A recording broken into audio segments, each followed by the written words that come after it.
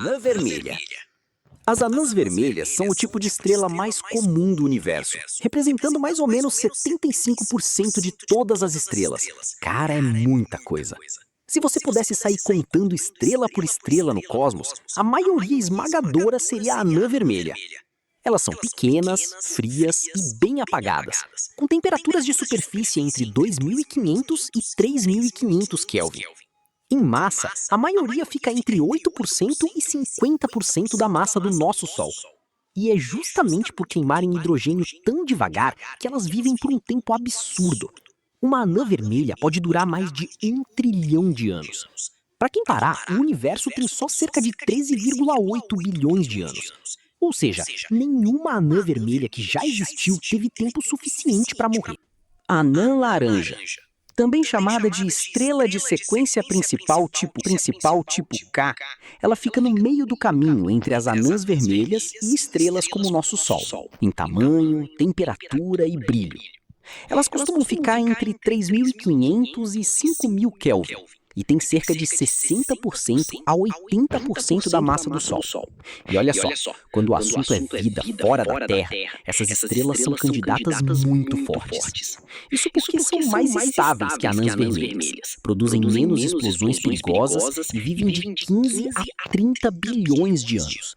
É tempo de sobra para um planeta tentar fazer a vida dar certo. Anã amarela. As anãs amarelas são estrelas de sequência principal tipo G, e o nosso Sol é uma delas. Elas ficam entre 5.000 e 6.000 Kelvin, e estão entre as estrelas mais estudadas da astrofísica. Apesar do nome, anãs amarelas parecem brancas quando vistas do espaço. O amarelo que enxergamos da Terra acontece porque a atmosfera espalha os comprimentos de onda mais curtos da luz. Elas vivem por cerca de 10 bilhões de anos. O nosso Sol tem hoje aproximadamente 4,6 bilhões de anos, então está perto da metade da vida. Quando uma anã amarela fica sem hidrogênio, ela se expande para uma gigante vermelha, perde suas camadas externas e termina como uma anã branca. Anã branca. E aqui tem um detalhe importante. Anãs brancas não são estrelas vivas de verdade. Elas são os núcleos que sobram depois que uma estrela esgota o combustível e joga fora suas camadas externas. Uma anã branca tem mais ou menos o tamanho da Terra, mas pode guardar uma massa parecida com a do Sol. Resultado: densidade absurda. Uma colher de chá de material de anã branca pesaria cerca de 5,5 toneladas aqui na Terra. Elas não produzem energia nova por fusão, só irradiam o calor que sobrou para o espaço, esfriando lentamente por bilhões de anos. No fim, uma anã branca deve virar uma anã negra, mas o universo ainda não é velho o bastante para existir uma. Anã azul.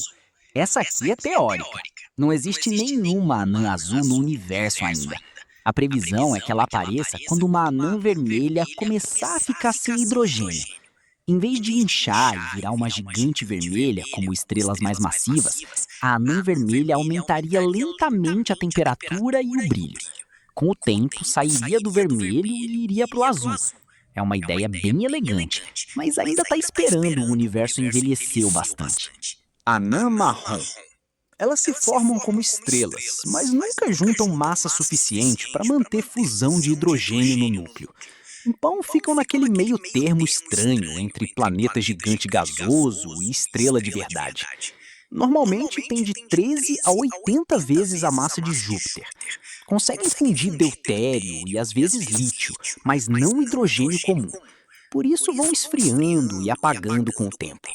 As temperaturas de superfície podem ir de 300 a 2.500 Kelvin, e algumas são mais frias que certos planetas.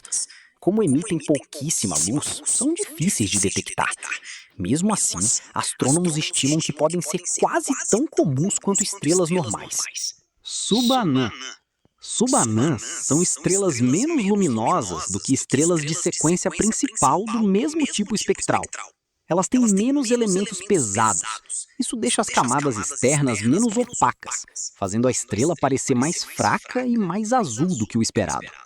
Geralmente são estrelas antigas, muitas vezes encontradas no halo galáctico. O baixo teor de metais sugere que elas nasceram bem cedo na história do universo, quando ainda havia poucos elementos pesados disponíveis. Gigante azul.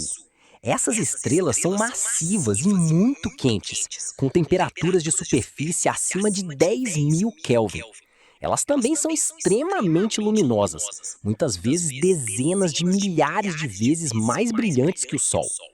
O termo gigante azul é meio amplo e cobre vários estágios evolutivos, desde estrelas massivas saindo da sequência principal até estrelas já evoluídas em fases mais avançadas. Elas queimam combustível rápido demais, por isso vivem muito menos que estrelas pequenas, normalmente só alguns milhões de anos. Gigante vermelha. Elas aparecem quando uma estrela esgota o hidrogênio do núcleo e começa a fundir hidrogênio numa camada ao redor desse núcleo. Esse processo faz as camadas externas se expandirem dramaticamente, aumentando o raio da estrela dezenas ou até centenas de vezes. Apesar do tamanho enorme, gigantes vermelhas têm temperaturas de superfície relativamente frias, por volta de 3.500 a 5.000 Kelvin, o que dá aquela cor vermelho-alaranjada. O nosso Sol vai virar uma gigante vermelha em cerca de 5 bilhões de anos. Quando isso acontecer, pode engolir as órbitas de Mercúrio, Vênus e talvez chegar perto da Terra. Supergigante azul. Elas estão entre as estrelas mais quentes e luminosas do universo. Podem chegar de 10.000 a 50.000 Kelvin e brilhar centenas de milhares de vezes mais que o Sol. São muito massivas, geralmente entre 10 e 100 massas solares, e queimam combustível num ritmo brutal. Por isso, vivem só alguns milhões de anos.